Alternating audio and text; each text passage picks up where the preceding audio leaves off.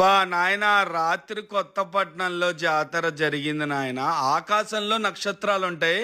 First time భూమి మీద కూడా నక్షత్రాలు ఉన్నాయి అన్నట్టుగా అనిపించింది నాయన. ఇంకా ఆదివారం రాత్రి చివరి రోజున అమ్మవారికి మొక్కుకున్నాక, ఆ మొక్కు తీరినాక మొక్కు బళ్ళని అమ్మవారి దగ్గర తెస్తుంటే ముక్కు మీద వేలేసుకున్నాను ఆయన.